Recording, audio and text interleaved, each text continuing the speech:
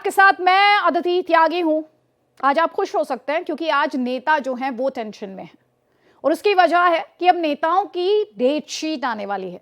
अब date sheet के साथ तो हम सभी कनेक्ट हो सकते हैं क्योंकि हम सभी ने किसी ना किसी वक्त पर एग्जाम्स दिए हैं।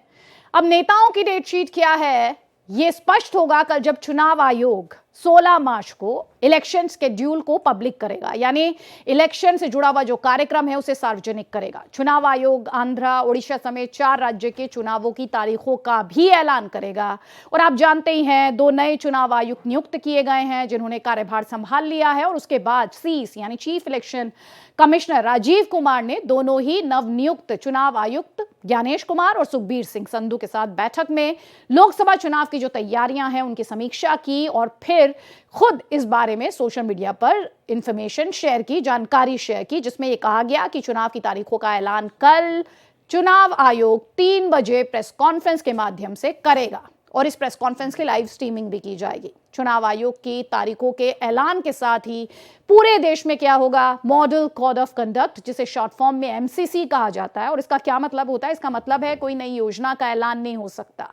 कई तरह के रिस्ट्रिक्शंस हैं जिन पर पाबंदियां लग जाती हैं, प्रतिबंध लग जाते हैं। अब आप सोच रहे होंगे कि इतना बड़ा देश हमारा, इतना विविधताओं से भरा हुआ, कितनी फेजेस में चुनाव होगा? तो सोर्सेज ये कहते हैं कि 7 से 8 चरणों में यानी 7 to 8 फेजेस में ये चुनाव आयोजित किए जा सकते हैं, इनका आयोजन किया जा सकता है। बीजेपी कॉन्फिडेंट इस वक्त साउंड कर रही है। वो ये कह रहे हैं कि देश की जनता ने तो मन बना ही लिया है कि लोकसभा चुनाव में एक बार फिर से मोदी सरकार बनेगी, यानी वो मोदी सरकार की हैट्रिक की बात कर रहे हैं। तो दूसरी तरफ महाराष्ट्र के मुख्यमंत्री एकनाथ शिंदे, उन्होंने ये कहा कि इस बार एनडीए को लोकसभा में 400 पार कराने की तैयारी जनता ने की है और महाराष्ट्र में वो 45 पार की बात कर रहे हैं।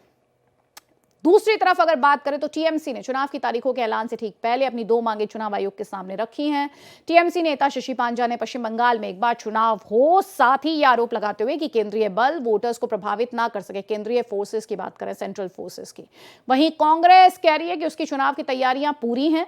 संदीप दीक्षित कह रहे हैं कि वो जनता के बीच यानी उनकी पार्टी जनता के बीच प्रासंगिक मुद्दों को उठाते हुए जाएगी। इन सब के बीच भूले नहीं राहुल गांधी भारत जोड़ो न्याय यात्रा भी कर रहे हैं और कह रहे हैं कि उस दौरान भी जो समसामयिक मुद्दे हैं हमने उन्हें उठाने की लगातार, कांग्रेस पार्टी और उसके नेतृत्व ने उठाने की लगातार कोशिश की है।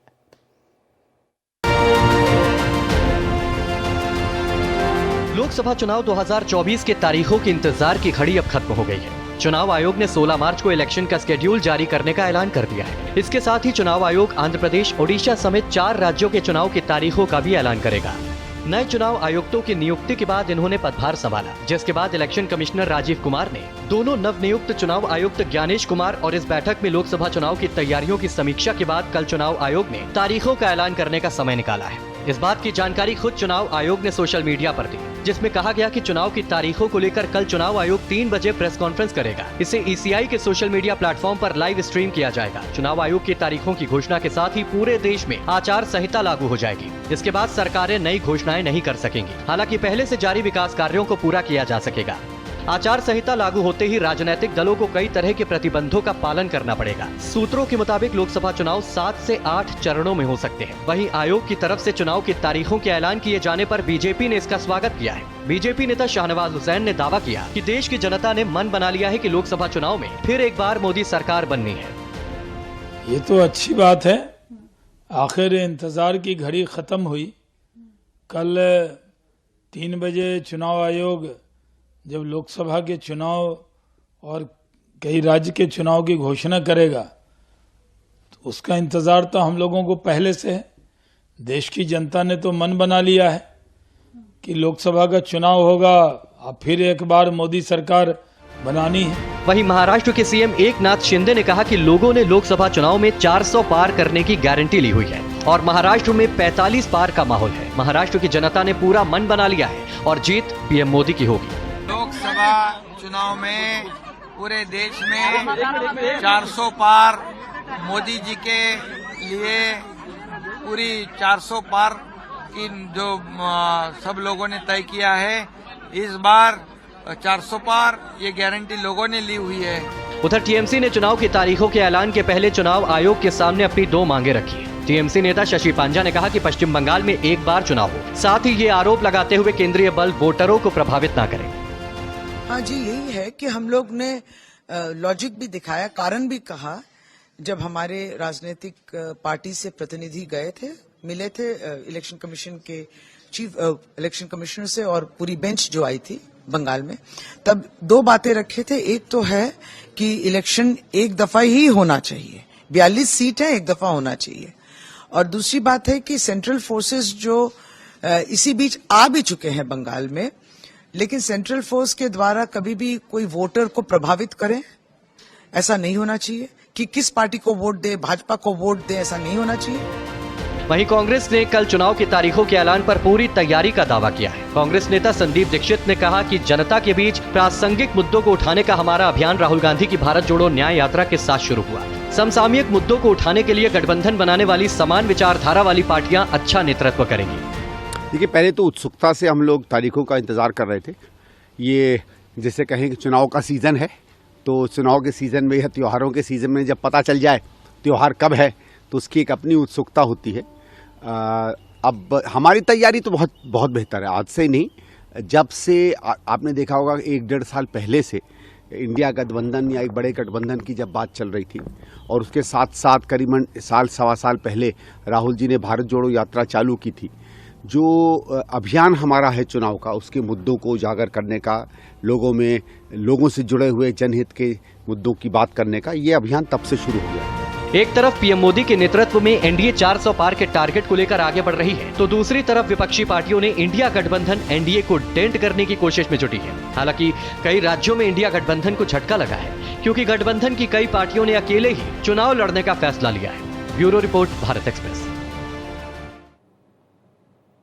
तो एनडीए 400 पार या फिर इंडी गठबंधन की बहार, ये एक सवाल है जिसका जवाब देना है जनता को। कई खास मेहमान हमारे साथ हैं। विजय शर्मा बीजेपी का पक्ष रखने के लिए, संजय मिश्रा पॉलिटिकल एनालिस्ट, और अनमोल पवार जो हैं आम आदमी पार्टी सपोर्टर हैं। आप सभी का बहुत बहुत स्वागत है। पहला सवाल यहाँ पर विजय जी आप ही से, और सवाल ये है कि एनडीए 400 पार आपका नारा है, और इसके लिए आप अपने काम की भी बात कर रहे हैं, हिंदुत्व की भी बात कर रहे हैं, लेकिन ठीक इसके उलट जिन्हें आप उपलब्धियां बता रहे हैं उन्हें ही नाकामी बता रहा है विपक्ष। आपके सारे दर्शकों को मेरा नमस्कार। मैं ये कहना चाहता हूँ, विपक्ष का काम है विरोध करना, और अभी आपने देखा होगा पिछले 10 साल से विपक्ष कैसे राजनीति करता है कि उनका कोई मुद्दा नहीं, कोई कुछ नहीं, सिर्फ विरोध के लिए विरोध करना है। हमारी जितनी भी मैनिफेस्टो में बातें थी, मोदी जी के नेतृत्व में हमने सारी बातें अपनी पूरी कर दी हैं। अभी सीएए का मामला था, देखो किस तरह से हमने एक साहसिक कदम उठाया है। जो दशकों से धार्मिक आधार पर पीड़ित थे और यहाँ रह रहे थे, उनको हमने एक नागरिकता देने का काम किया है। तो मैं मानता हूँ कि अब की बार 400 पार नहीं, अब की बार फिर मोदी सरकार। क्योंकि आपने सीए का जिक्र किया है, एक सेकंड सर, दर्शकों की क्लैरिटी के लिए, क्योंकि डिस्कशन लोगों के लिए है, आपका एग्जैक्टली मुद्दा क्या है? अगर मैं आपसे कहूँ 3 मुद्दे, कभी आप सीए की बात करते हैं, कभी आप राम मंदिर में प्राण प्रतिष्ठा की बात करते हैं, कभी आप समान नागरिक यूनिफॉर्म सिविल कोड की बात करते हैं, तो ये एग्जैक्टली इन इलेक्शंस में आपका मुद्दा क्या है? या फिर जो डेवलपमेंट की आप बात करते हैं, अपनी योजनाओं से जो हुए फायदे हैं उनकी आप बात करते हैं, आप मोदी की गारंटी की बात करते हैं, एग्जैक्टली मुद्दा क्या है? देखिए, जो देश के मुद्दे हैं वो भारतीय जनता पार्टी के मुद्दे हैं। मोदी जी ने सारी जितनी भी समस्याएं हैं वो सारे समस्याओं को एड्रेस किया है। अब आप देखें, पूर्वोत्तर में राज्य में सारा बाढ़ लगाने का काम किया है, जम्मू कश्मीर में 370 हटाने का काम किया है, और विकास के कार्य में आप देखेंगे किसानों को कैसे लाभान्वित किया है, कितने समय से करते आ रहे हैं। मेरी महिला बहनों को सिलेंडर देके किया है, गरीबों को मकान देके किया है। एग्जैक्टली मैं आपसे जो सवाल पूछूं, सवाल आप समझे प्लीज। आपके लिए आपका जो नैरेटिव है उसके सेंटर पर क्या है? उसके सेंटर पर आपका किया हुआ काम है, या उसके सेंटर पर हिंदुत्व से जुड़ी हुई चेतना है? क्या है? क्योंकि विपक्ष ये कहता है जब आपने काम किया है तो आप ईडी सीबीआई का इस्तेमाल क्यों करते हैं? विपक्ष ये कहता है कि आप पोलराइजेशन की कोशिश करते हैं। इन सवालों का जवाब सर प्लीज 40 सेकंड्स में। देखिए, मैं एक बार बताऊं, विपक्ष तो ये अनर्गल बातें करता है। ईडी सीबीआई एक स्वतंत्र एजेंसी है, वो अपना कार्य करती है। और आपने टीवी के ऊपर देखा होगा, 100-100 करोड़ कांग्रेस के लोगों के पास से निकलता है, टीएमसी के नेताओं के घर मिलता है। और हमारा जो काम है, हम अपने काम के ऊपर वोट मांगेंगे। हमारा काम मोदी जी का देश सशक्त, मजबूत अर्थव्यवस्था, लोगों को रोजगार देना, ठीक विकास। है, आप ये कह तो रहे हैं हम सारी काम के आधार पे वोट मांगेंगे। अब आप जवाब ले लीजिए, पहले संजय मिश्रा आप, और उसके बाद अनमोल। जल्दी जल्दी प्लीज। आदित्य जी, देखिए, बीजेपी कुछ भी कह ले कि बीजेपी अपने काम के, मुझे ऐसा नहीं लग रहा है कि बीजेपी अपने काम पे वोट मांग पाएगी। क्योंकि यदि इनको काम पे वोट मांगना होता, जिस तरह से नरेंद्र मोदी जी ने 2014 में पहली बार, जैसे इन्होंने कहा कि विपक्ष का काम है विरोध करना, इन्होंने विरोध करते हुए वोट मांगा था। जनता के बीच बीजेपी गई थी। महंगाई, बेरोजगारी, शिक्षा, चाइना, पाकिस्तान, बॉर्डर, ये सब कुछ मुद्दों पर लेकर के बीजेपी विपक्ष को घेर रही थी। और कांग्रेस की सरकार घिरी भी थी उन मुद्दों पे। आज ऐसा लग रहा है बीजेपी को कि नहीं, हम इन मुद्दों पे खुद घिर रहे हैं। आज यदि बीजेपी महंगाई की बात करे, बेरोजगारी की बात करे, शिक्षा की बात करे, स्वास्थ्य की बात करे, तो ये बेईमानी होगी, इनके बस की नहीं है, ये काम नहीं गिना सकते। हाँ, रही बात ये कि जो जैसे आपने कहा कि राम मंदिर का मुद्दा हो सकता है, 370 हो सकता है, यानी जिन मुद्दों से पोलराइजेशन ये कर सकते हैं, हिंदू वोट को ज़्यादा प्रभावित कर सकते हैं, उन मुद्दों पे ये जाएंगे और ये वोट मांगेंगे। लेकिन जहाँ तक मुझे लग रहा है कि वो देश के साथ, इन्हें उन मुद्दों पे क्यों नहीं जाना चाहिए? राम मंदिर, 5 सदियों का इंतजार, आर्टिकल 370, सब कहते थे हो ही नहीं सकता, नामुमकिन है। ऐसे भी थे जो कहते थे 370 हटा दिया तो तिरंगा उठाने वाला हाथ नहीं बचेगा, 370 तो करार है जम्मू कश्मीर और भारत के बीच। इस तरह की हमने बातें सुनी, तो ये क्यों नहीं मांगेंगे वोट? नहीं अदिति जी, देखिए, बिल्कुल फैक्ट है, राम आस्था के विषय हो सकते हैं, वो वोट के नहीं। यदि हमें कह रहे हैं कि राम मंदिर बना, तो मैं राजीव गांधी की बात करूं कि उन्होंने ताला खुलवाया, कांग्रेस के टाइम पे भी हुआ, फिर उस वक्त 1951-52 की जो वहाँ पे घटनाक्रम थी उस पर क्या हुआ, तो मैं उसमें नहीं जाना। मैं तो आज की घटनाक्रम पे बोल रहा हूँ कि बीजेपी राम की चर्चा जरूर करे, लेकिन उन रामों की भी चर्चा करे जो धरती पर परेशान हैं, उन राम की भी चर्चा करे जो बेरोजगार हैं, उन राम की भी चर्चा करे जो नौकरी और पैसा के लिए परेशान हैं, राम मर्यादा जो पुरुषोत्तम राम है। सुनिए मेरी बात, राम मर्यादा पुरुषोत्तम राम है। हम जैसे ह्यूमंस के साथ उनकी तुलना ना करें तो उचित होगा। जवाब ले लीजिए आप पहले, विजय जी। मैं एक सेकंड इस पे क्लियर कर दूं। आपकी जो बात आई है कि मैंने पहले कहा आस्था के विषय हैं, वो सभी का है। यदि बीजेपी कहे कि ये राम को लाए हैं, यदि बीजेपी का एक गाना है, मेरा आज भी विरोध है उसके ऊपर, कि जो राम को लाए हैं हम उसको लाएंगे। ये राम को कोई इंसान ला सकता है क्या धरती पर? मुझे यह समझ में नहीं आ रहा कि कहां से एंगल जोड़कर लोगों की भावनाओं के साथ बीजेपी खेल रही है। कितने डॉक्यूमेंट्स थे जिनकी ट्रांसलेशन हुई थी सर? कितने दल थे जो जाके, जिनके नेता जाकर ये कहते थे कि अरे राम सेतु तो काल्पनिक है? कितने लोग थे जो ये कहते थे कि राम कहाँ पैदा हुए, कैसे पता चलेगा? दशरथ जी के यहाँ तो हजारों कमरे थे, आप हियरिंग को टाल दीजिए क्योंकि इसका इस्तेमाल वोट के लिए किया जाएगा। ये सब बातें हुई थी ना। राम सेतु और राम में शायद मेरे हिसाब से अदिति जी अंतर है, और मैं समझता हूँ कि राम आस्था के विषय हैं, राजनीति का केंद्र नहीं बनाना चाहिए। मैं समझता हूं कि जो देश के अहम मुद्दे हैं उन मुद्दों से देश की जनता को नहीं भटकाना चाहिए। महंगाई, बेरोजगारी, शिक्षा और स्वास्थ्य को के मद्देनजर वोट होना चाहिए, जनता को वोट भी करना चाहिए। तो जनता तय करेगी ना, आप और मैं तय नहीं कर देंगे ना, आप और मैं तय नहीं कर सकते। और दूसरी बात मैं समझ नहीं पाई आज तक, जनता को परसुएड करना, कन्विंस करना, ये सभी राजनीतिक दलों के हाथ में, जैसे बीजेपी के हाथ में, ऐसे ही आपकी पार्टी के भी हाथ में, ऐसे ही इनकी पार्टी के भी हाथ में, अनमोल जी की। तो ये हम किस तरह की नैरेटिव गढ़ने की या हम किस तरह का लॉजिक देने की ये कोशिश करते हैं कि इस मुद्दे पे चुनाव होना चाहिए? आप जनता को कन्विंस कीजिए ना, आप जनता से पूछिए, जनता से जानिए। आप और मैं थोड़ी ना कर देंगे, जनता जाएगी ना वोट डालने। आदित्य जी, विपक्ष अपने मुद्दे पे ही बात कर रहा है, जनता के बीच जाकर के। यदि मैं राहुल गांधी को सुनूं, जातिगत गणना आपके हिसाब से बहुत बड़ा मुद्दा हो सकता है, लेकिन ये प्राण प्रतिष्ठा की बात नहीं कर सकते, या आर्टिकल 370 को हटाने की बात नहीं कर सकते। आदित्य जी, इसी पे तो आश्चर्य हो रहा है। और मैं कह रहा हूं, आप खुद देखिए ना इस चीज को, कि नरेंद्र मोदी जी संसद में बोलते हैं, मैं ओबीसी से आता हूं, फिर उसके बाद वो दलित से आ जाते हैं, वो जहां जैसा कहा तैसा कर लेते हैं। लेकिन जहां पे, तो मोदी जी तो जाति बताते हैं 4, किसान, महिलाएं, गरीबी, युवा। जब जनता की बारी आती है, जब जनता की बारी आती है, जब जनता की जनगणना की बात आती है, जाति जनगणना की बात आती है, 2014 से पहले ओबीसी के लिए कितने कदम उठाए गए थे? बिहार में तस्वीर क्यों नहीं बदल गई भाई? बिहार में तस्वीर क्यों नहीं बदल गई? ये सवाल नहीं उठेगा? देश के दूसरे राज्यों में तस्वीर क्यों नहीं बदल गई? अब जवाब लीजिए पहले विजय जी से, उसके बाद अनमोल जी, प्लीज जल्दी जल्दी। जी, मैं इनको बताना चाहता हूं कि हमारा जो मोदी जी का नारा है, सबका साथ, सबका विकास और सबका विश्वास, इसमें सब कुछ आ गया। ये तुष्टीकरण की राजनीति करते हैं, तो हम जो भी कार्य अच्छा करेंगे, इनको उसमें हिंदू, मुस्लिम, दुनिया भर की चीजें दिखाई देंगे। आप मुझे बताइए, राम जो है पूरे संसार में एक ऐसे हैं कि जिनको सब अपने आराध्य मानते हैं। राम से भी इनको नफरत है, राम राज से भी इनको नफरत है। ये राम को नकार देते थे, कहते हैं उनका अस्तित्व ही नहीं था। आज ये कहते हैं हम मंदिर जाएंगे, लेकिन अब जाएंगे क्योंकि ये तो बीजेपी का वो है। तो आप इनको राम के मंदिर के लिए न्योता मिला था, किसने सर, रोका आप था पे इनको? आरोप ये लगा नहीं कि गए आपने ये। प्राण प्रतिष्ठा के कार्यक्रम को एक पॉलिटिकल कार्यक्रम बना दिया। आपने कहा ये अपीजमेंट की पॉलिटिक्स करते हैं, इनका आपकी काम- पार्टी पर ये इनका- आरोप लगता है कि आप देखिए, मेजोरिटी इनका- की पॉलिटिक्स करते हैं। तो सर, देखिए, आरोप आप पर भी है, आरोप उन पर भी है। प्लीज अनमोल जी जल्दी से कमेंट आपका। आपकी पार्टी आम आदमी पार्टी को आप सपोर्ट करते हैं, बहुत सारे बयान दिए गए, रोहिंग्याज पर जो खामोश रह जाते हैं, वो सीए पर सवाल उठाते हैं, जो कभी करप्शन की बात करते हैं, और जिस पार्टी के खिलाफ करप्शन की बुनियाद पर अपनी पार्टी के वजूद की बात करते हैं, उसी पार्टी के साथ अलायंस भी कर लेते हैं। देखिए अदिति जी, पहले तो मैं विजय जी के बात का जवाब देना चाहूंगा। जब भी भारतीय जनता पार्टी के प्रवक्ता से सवाल पूछा जाता है कि उन्होंने जो वादे किए थे क्या वो वास्तविक तौर पे पूरे किए गए या नहीं, वो कहते हैं कि विपक्ष का काम है विरोध करना। केवल मैं उन्हें याद दिलाना चाहता हूं, ये जनता तय करेगी कि उसे किसे वोट देना है, किसे नहीं देना।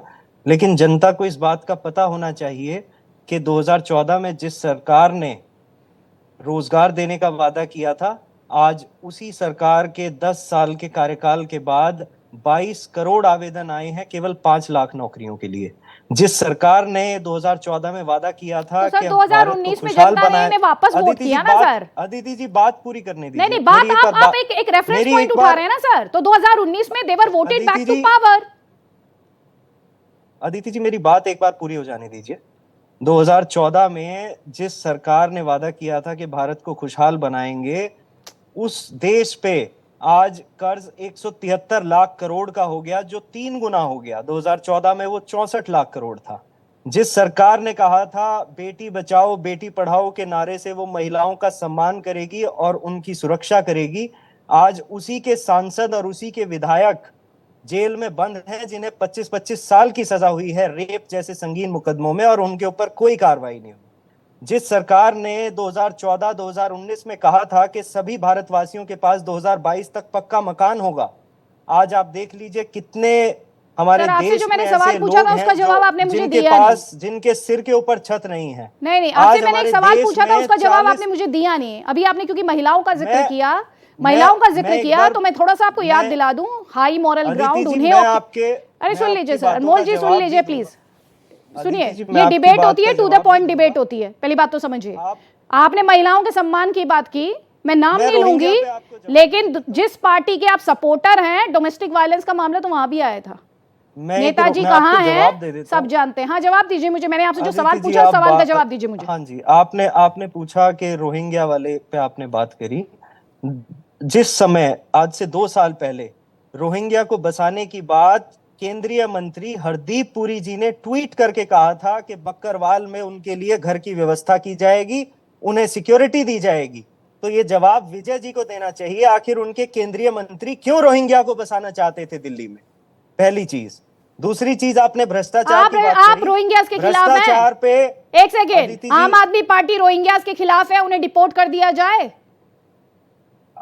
हमने स्पष्ट तौर पे हमारे जो सीनियर नेता हैं सौरभ भारद्वाज जी ने, उन्होंने प्रेस कॉन्फ्रेंस करके ये बात कही थी कि हम इन्हें यहाँ पे बसने नहीं देंगे। इस बात को स्पष्ट तरीके से रख दिया गया था। नहीं, लेकिन दूसरी उसके बाद चीज, कई आपने ऐसे मामले भी भ्रष्टाचार देखने की को बात- मिले हैं सर, जिसमें फर्जी फोर्ज्ड डॉक्यूमेंट्स की बात सामने आई है। आप एक तो ये आधी तो- बात कह के ये मामलों तो को मत केंद्र क्लोज कीजिए। सरकार बताएगी, आप एक ये तो स्टेटमेंट हरदीप को पुरी जी कोट कर रहे बताएंगे हैं, कि और आखिर बाकी वो जो क्यों ग्राउंड इन्हें पर जो दिल्ली में बसाना इरेगुलरिटीज से जुड़ी हुई बातें सामने आई, फर्जी दस्तावेज से जुड़ी हुई बातें सामने आई, हरदीप उसका आपने पुरी जी जवाब को नहीं दिया। जवाब चलिए आप करप्शन पर जवाब दे दीजिए जल्दी से।